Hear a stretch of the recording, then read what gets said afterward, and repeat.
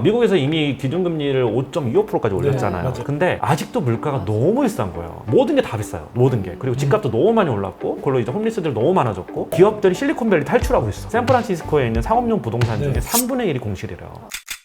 오늘은 8월 20일 부동산 뉴스 컨텐츠를 찍으러 모였는데요. 첫 번째 뉴스는 역시 그 홍다 뉴욕 법원 파산 신청 이거네요. 지금 중국 최대 부동산 회사라고 하는 헝다에 그 파산 보호 신청했다는 이슈 때문에 계속 뜨겁게 얘기가 나오고 있는데요. 사실 이게 뭐 바로 진행됐던 건 아니라 지금 2021년부터 그쵸. 부도 위기가 있었던 부분이었고 최근에 뉴욕 법원에 파산 보호 신청을 했다고 합니다. 사실 2021년에 헝다가 채무 디폴트 되면서 이제 채권 못 갚으면서 중국 정부에서 개입을 좀 해가지고 납입해야 되는 그 기간 자체를 연장을 이렇게 해줬었는데 이게 이러다가 이제 지금 터진 건데 헝다뿐만 아니고 지금 되게 많은 회사들이 지금 문제가 되고 있고 지난주에 가장 이슈가 됐던 회사가 비구이 위안이라는 회사고 영어로는 컨트리 가든이래요. 저도 이번에 이거를 공부를 하면서 알게 된 건데 중국은 1선 도시가 있고 2선 도시, 3선 도시, 4선 도시 이렇게 나눠져 있대요. 근데 1선 도시가 이제 상하이, 베이징 이런 데고 2선 도시가 말 그대로 2군 도시 이렇게 생각을 하면 돼요. 컨트리 가든이 2군, 3군에 있는 도시에 있는 아파트들을 엄청나게 많이 지어왔고 현재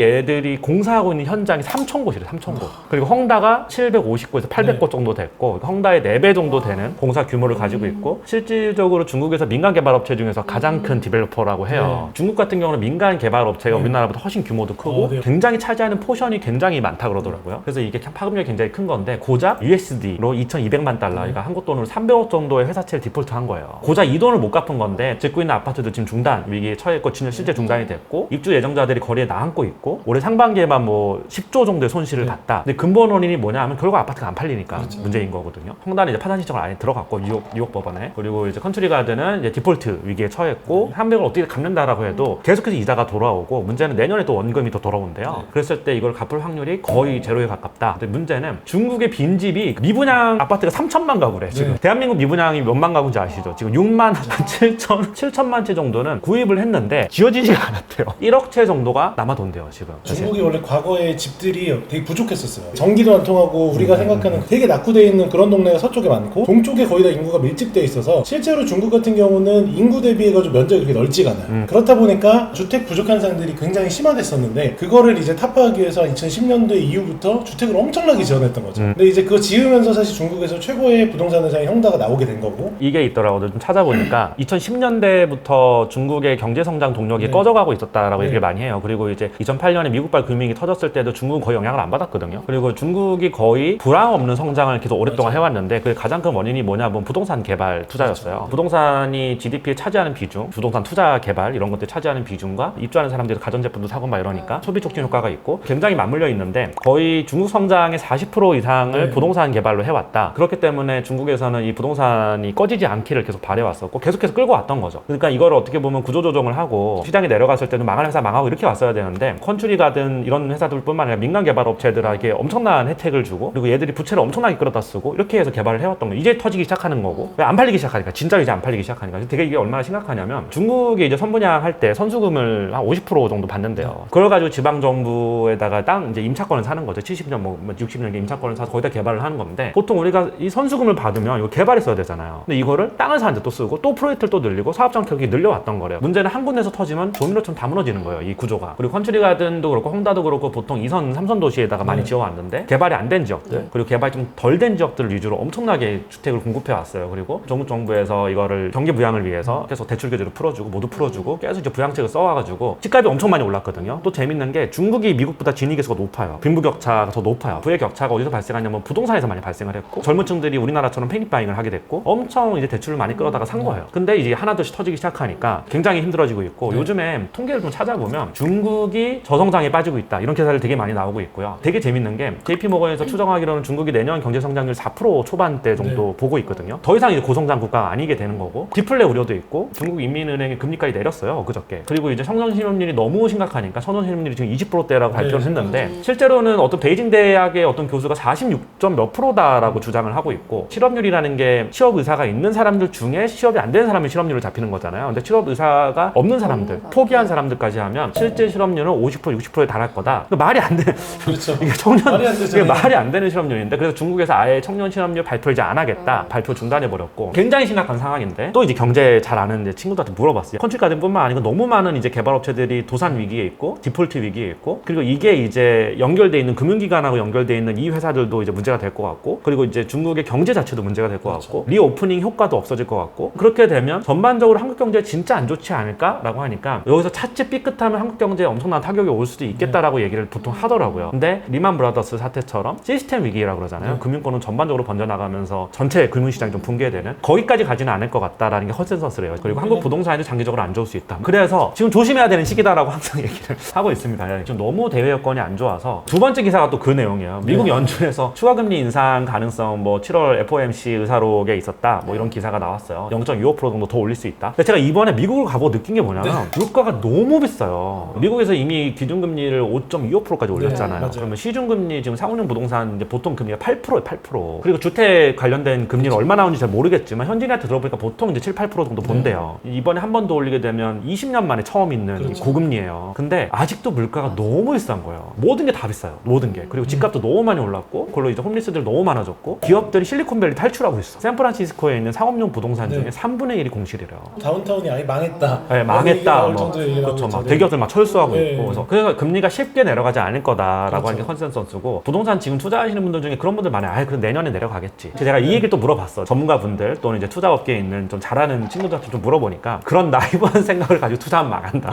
어차피 투자라고 하는 건 리스크 관리를 해야 되는 그렇죠. 건데 물론 내려갈 수도 있겠지만 지금 현재 상황에서 합리적으로 예측해 봤을 때는 쉽게 내려가지 않을 거다라고 얘기를 하더라고요. 내려가는 신호를 보고 나서 움직여도 충분히 늦지 않다라고 생각합니다. 세 번째 기사는 뭐예요? 하와이 땅 투기. 사실 지금 아시아 쪽에서 하와이에다 투자하려는 생각들을 되게 많이 하거든요. 근데 이제 그 마우이에서 이제 화재가 나고 나서 폐허가 된 상황이니까 싸게 줍줍할 수 있지 않을까라고 생각하고 투기꾼들이 몰려돌고 그렇죠. 있다고 그 기사죠. 또 마우이 같은 경우는 또 하와이가 가장 아름다운 섬 중에 하나고 휴양지로도 워낙 유명. 뭐 포시즌부터 해서 워낙 리조트나 휴양지가 워낙 많은 지역이다 보니까 지금이 기회라고 생각하고 땅 투기를 하려고 한다. 이게 이제 엄청난 재난을 겪고 100명이 넘는 사망자가 그렇죠. 나온 이제 되게 네. 비극적인 사건인데 이 기회를 통해서 또 돈을 벌려고 하는 탐욕적인 사람들이 몰려들고 있다 뭐 이런 그렇죠. 기사잖아요. 근데 이거 보니까 생각나는 게 하나가 있는데 그 샌들 교수가 쓴 정의란 무엇인가에 이런 예시가 나와요. 미국 같은 경우는 너무 이제 토네이도라는 게 심하니까 한번 들이닥치면 마을이 전체 다 폐쇄되고 도로가 다 파괴되고 이래서 접근이 안 되잖아요. 그랬을 때 그 마을에 가서 물을 파는 거예요. 물. 식수가 없으니까 엄청나게 비싼 가격에 파는 거예요. 이게 과연 정의로운 건가? 근데 파는 사람들은 여기 식수가 부족하고 수요 공급의 시장 원리에 의해서 내가 100불에 팔고 사 먹는 사람만 있으면 그건 당연히 시장의 어떤 컨센서스가 이루어지는 공급자와 수요자의 어떤 니즈가 이루어지는 거기 때문에 이게 전혀 문제될 게 없다라고 주장을 하고 사 먹는 사람들은 어쩔 수 없이 우리가 재난 상황에 맞닥뜨려서 부당한 이익을 취하는 게 그게 정의로운 거냐? 이거 가지고 이제 정의란 무엇인가에 대해서 막 논의해 갔던 그런 게 생각이 나네요. 우리나라 같은 경우도 지금 뭐 하와이뿐만 아니라 미국에다가 지금 투자들을 많이 하고 있는데 요즘 막 기회라고 얘기하는 경우들도 있어요. 왜냐면 미국 부동산 자체가 워낙 바닥이니까. 이건 이제 하와이 같은 경우는 좀 별개의 지역이긴 한데 저는 하와이 투자에 대해서 되게 긍정적으로 봤던 사람 중에 하나거든요. 저는 사실 하와이보다는 뭐 우리나라 부자들이 하와이에다가 콘도 이런 거 사는 사람 많고 이제 그런 얘기를 하더라고요. 본토에다가 왜 안 사냐 얘기를 하니까 본토보다는 인종차별이 없고 동양인에 대한 인식이 굉장히 좋대요. 뭐 옛날에 이제 버블 경제 때 일본인들이 하도 거기다 고급 콘도를 많이 사놔가지고 치안도 더 괜찮고 이렇게 얘기를 또 하시는 분들이 있고 최근에는 제가 이제 좀 자산가 분들을 좀 만나보니까 그분들 중에 싱가포르 이민을 심각하게 고려하시는 분들이 굉장히 많아요. 근데 그게 세금 문제 때문에 그래요. 싱가포르이 상속 증여세가 없거든요. 그리고 영정이가 재산을 다 나 팔 거야. 나 아들한테 물려줘야 돼 하고 다 팔았어. 그러고 현금화를 한 다음에 미국으로 가려고 하면 그 이민세 같은 게 붙어요. 그리고 세무조사 엄청 당연히 뭐 빡세게 할 거고 그리고 이제 이민 갈 때 세금 같은 걸 내야 되거든요. 근데 싱가포르는 그게 없대요. 그래가지고 실제로 스타트업을 엑짓한 되게 많은 정말 크게 엑짓하신 분들 중에 싱가포르 시민권을 취득하려고 거기 가서 사시는 분들이 되게 많고 중국에서 홍콩이 이제 국가보안법으로 굉장히 안 좋아지고 그리고 홍콩 부동산 폭락하고 부자들 막 빠져나가고 있단 말이에요. 그 사람들이 선택하는 가장 좋은 대안이 또 싱가포르라는 거예요. 치안 좋죠. 그리고 동양인이라고 무시 안 당하죠. 그리고 중국어랑 영어 다 쓰죠. 그리고 세금이 거의 없어요. 최고 소득세율이 20%대예요. 그래서 우리나라는 지금 세금이 너무 많고 소득세도 너무 높고 건강보험이 계속 올라가고 인구는 줄어들고 있고 이런 어떤 암울한 미래를 보면서 부자들이 실제로 되게 많이 지금 빠져나가고 있는 중이고 싱가포르의 영주권, 시민권 따려고 노력하는 부자들이 생각보다 되게 많아요. 저는 이거를 좀 들으면서 실제로 어떤 투자 이민을 생각하시는 분들이 우리나라에서 되게 많이 빠져나가게 되면 한국의 어떤 전체적인 부에도 영향을 미치게 되거든요. 한국이 점점 못 살아지게 되는 거죠. 세금 정책이라는 게 되게 부당하게 높게 되면 어떻게 보면 좀 포퓰리즘적인 것도 있잖아요. 상속세나 증여세를 내는 사람들이 많지 않고 인구 대비로 봤을 때 1% 정도밖에 안 되고 그러다 그러다 보니까 정치인들 입장에서는 징벌적으로 좀 어떻게 과세하는 부분도 분명히 있고, 물론 저는 부의 대물림이 세금 없이 된다라고 하는 거는 말이 안 된다고 생각을 하지만 세율이 문제고, 기업 경영권까지 물려주게 되면 경영권 프리미엄에 대한 또 그렇죠. 세금을 또 내야 돼요. 네. 그러니까 우리나라가 거의 OECD 국가 중에 상속 증여세가 최고 수준이에요. 최고 수준. 이렇게까지 갈 필요가 있겠느냐. 부자들이 또 유출되는데, 그렇게 되면 한국에서 누가 이 많은 인구들을 부양을 할 거냐. 굉장히 좀 암울한 좀 전망들, 암울한 어떤 생각들을 좀 하게 됐어요. 근데 요즘에 그래서 싱가포르 이민 가는 게 힘들어요. 예를 들어서 옛날에 100원을 내면 됐는데 지금 1000원을 내야 돼. 투자이면 내가 싱가포르에 가고 싶다라고 하면 몇백억 정도 현금이 있어야 돼요. 10배 이상 올랐어요. 중국 사람들 때문에. 그래서 다음 기사는 PF 수도권 아파트 비중이 15.3%에 불과하다. 부동산 회복, 이 금융권 건전성 개선 제한적이다. 결국은 이제 이런 기사인 것 같아요. PF 위험이 지금 계속 대두가 되고 있고, PF 쪽에서 굉장히 문제들이 좀 많이 발생을 하고 있는데, 아파트 가격이 좀 다시 반등세에 좀 돌아섰고, 대세 반등이라고 전 생각하진 않아요, 절대. 어쨌든 반등한 건 사실이니까. 근데 이 아파트 가격이 약간 올라갔다라고 해서, 뭐 수도권 위주로 올라갔죠, 많이. 올라갔다라고 해서 이게 PF 위험이 줄어드느냐? 근데 그건 굉장히 제한적이다. 이런 기사인 것 같아요. 2013년도에도 살짝 반등을 했다가 쭉 떨어진 적이 있거든요. 지금도 저는 사실 그 현상이랑 비슷하다는 생각은 하는데, 데드캣 바운스라고 보는 그렇죠. 거죠. 왜냐하면 사실 지금 반등할 이유가 없잖아요. 그런 건 사실 거의 그냥 심리전 때문에 지금 반등되는 게 아닌가라고 생각을 하거든요. 이게 되게 심각한 게, 중국인들의 순자산의 한 70% 정도가 부동산인데 한국은 그것보다 더 높아요. 세계 1위에요. 세계 1위. OECD 국가 중에 제일 높아요. 중국도 지금 순자산에서 부동산 차지함이 너무 높아서 지금 부동산 디폴트가 터지게 되면 중국 전체에 굉장히 악영향을 줄 거고, 그것 때문에 굉장히 좀 우려를 하고 있는데 한국은 더 높은 수준이고요. 그리고 중국은 가계부채가 GDP의 63% 수준이래요. 한국 105%, 105%. 그래서 한국이 금리에 굉장히 취약하기 때문에 미국이 아무리 금리를 올려도 한국에서 못 따라가는 거예요, 이거를. 가계부채를 우리나라가 1%만 올리잖아요. 작살나요, 지금. 가계부채가 너무 높아서 굉장히 심각하고, 그리고 어떻게 보면 부채로 끌어올린 집값이란 말이에요, 이게. 그래서 언젠가 좀 터져야 되는데 지금 내년 총선도 있고. 총선까지 실제로 지금 뭐 대출 정책 같은 것도 바뀌기 어려울 것 같고. 그러니까 저는 사실 DSR 규제를 또 풀어줬잖아요. 그러니까 전세자금 역전세 우려가 있어가지고 이제 집주인들에게 전세자금 돌려주는 거에 대해서 DSR 규제를 잠깐 풀어줬는데, 이게 사실 좀 어려운 문제긴 하지만 대출을 계속 늘려나가면서 이걸 막는 게 이게 맞나? 이거 터지면 어떻게 하려고 그러나? 이런 생각이 좀 들었어요. 제 집값이 올라가는 거 빼고는 가계부채를 해결할 방법이 없는데, 당분간 뭐 그렇게 폭발적으로 올라갈 것도 아니고. 근데 결국 대출을 끌어다가 집값을 올리는 게 다 거품이거든요. 그렇죠. 근본적으로는 우리나라 사람들 소득이 높아져야 돼요. 뭐 1인당 GDP가 높아져야 되는 건데, 우리나라 지금 경제성장률 예측치가 하반기에 뭐 1.4%인가 3% 정도 예측이 돼 있고, 그것도 굉장히 긍정적인 전망이거든요. 실제 우리나라가 완전 저성장의 늪에 빠지고 있고 계속해서 노동간인가 줄고 있는데, 근본적으로 집값 부동산 가격 끌어올리려면 소득이 늘어나야 되는 거잖아요. 대출이 늘거나 소득이 늘거나. 대출이 늘어나게 되면 어쨌든 돈의 가치가 떨어지게 되니까 화폐 가치 대비로 봤을 때는 화폐 가치 올라갈 수 있겠죠. 근데 대출이 너무 많이 늘고 가계부채 너무 심각해지고 국가부채 심각해지면 당연히 원화 가치가 또 폭락을 하게 되니까 그건 또 안 좋은 거고, 그렇게 할 수는 없는 거고. 여러 가지로 이게 진퇴양난이란 말이야. 근본적으로 펀더멘탈리하게 집값이 계속 올라가려면 결국 소득 아니냐. 우리나라 사람들 잘 살아야 되고 1인당 GDP, 1인당 버는 실질 소득이 많아져야 되는데 지금 그게 떨어지고 있고, 아니 또는 이제 저성장이 완전 늪에 갇히고 있는데 어떻게 이게 그렇게까지 갈 거냐. 물론 하이엔드 주택은 달라요. 하이엔드는 다른 시장이기 때문에 거기는 좀 다르게 이제 분석할 수가 있는데, 전체적으로 봤을 때는 근데 결국 하이엔드도 전체적으로 다 떨어지게 되면 같이 떨어집니다. 그렇죠. 근데 결과적으로는 우리나라도 약간 일본처럼 되는 것 같아요, 지금. 중국 부동산이 되게 심각한 이유가, 중국이 2010년부터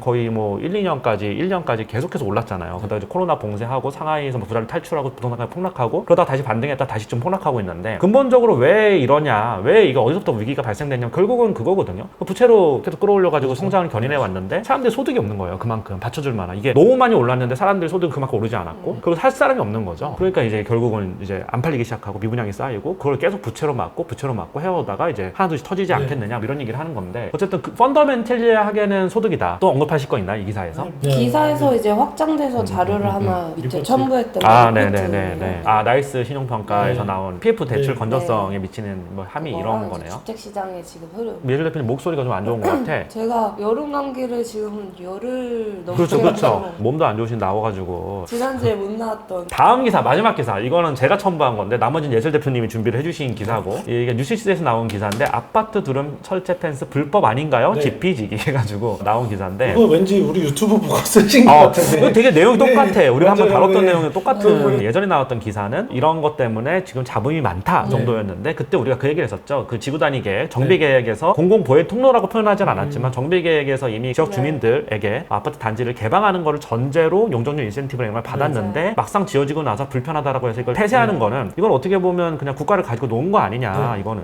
이거 말이 안 되는 얘기잖아요. 그때 이제 댓글들이 정말 좀 핫했던 것 같아요. 네가 한번 살아봐라 그러면. 그렇죠, 네. 여기 와서 오물투척하고. 근데 저는 거기에 좀 다른 생각을 가지고 있는 게, 그때는 그 얘기를 못했죠. 봐요. 계속 사람들이 와서 오물투척하고 쓰레기 버리고 가요. 그러면 경비를 좀 더 두면 되잖아요. 그리고 그 사람들이 오물투척을 하면 과태료를 때리면 되는 거고. 그러면 이제 관리비가 올라가죠. 2000 3세대면 뭐 그렇죠. 경비원들 네. 한 3, 4명 더 채용한다고 해서 크게 올라가진 않을 텐데 조금 올라갈 텐데 인력을 좀 더 투입을 하면 해결이 될 문제라고 그거 저는 가지고 생각하는데 또 CCTV 생겨가지고 뭐 아파트에 얘기가 나오거나 뭐 CCTV를 다 설치를 해가지고 그거를 했는데 또 그 사람 찾아내는 것도 쉬운 것도 아니고 낭비되는 여러 가지가 있을 수 있으니까 제가 대변하는 건 아니지만 저도 실제로 펜스를 쳐져 있는 아파트에 살다 보니까 있을 때랑 없을 때랑 진짜 삶의 질이 많이 달라졌거든요. 근데 지금 보면 그 압구정 재건축 같은 경우도 4구역, 5구역에서 서울숲으로 이어지는 보행로를 짓고 그런 계획이 있잖아요. 네. 그걸 하는 전제 조건으로 층수 제한 풀어주고 막 이런 조건들이 있는 거잖아요. 그렇죠. 그러면 압구정 주민들이 있어. 서울숲하고 연결되는 보행로를 만들면 네. 일단 서울숲에서 엄청 많이 넘어올 수도 네. 있고 그리고 이제 압구정 근처 역에 이제 내가 내려서 나 서울숲까지 걸어 산책이나 다녀야겠다 하면서 압구정 그 3, 4, 5구역에 사는 사람들뿐만 아니라 네. 근처에 뭐 청담동이라든가 아니면 근처에 막 신사동 막 이런데 거기에 사는 사람들이 여기를 엄청 이용을 할 거고요. 네. 그렇게 되면 그리고 단지도 요즘에 이제 산책로 잘 만들기 그렇죠. 때문에 압구정 단지를 들어가서 이제 그 보행로를 통해서 서울숲 왔다 갔다 하겠죠. 근데 압구정 주민들 입장에서는 법이 이게 개선이 안 되면 막아버리면 되는 거잖아요. 철제로 그냥 막아버리면 자기들만 쓰겠다는 제가 거잖아요. 생각할 때는 그럼 말이 안 되는 얘기잖아요. 통로를 그러면. 만들어 놓을 거예요. 얇게 네, 얇게 통로를 하나 굉장히 만들어 불편하게 만들겠죠. 그렇죠. 그 사람들은 거기 조용히 다니고 이게 안에 들어오지 못하게. 지금 여기 보니까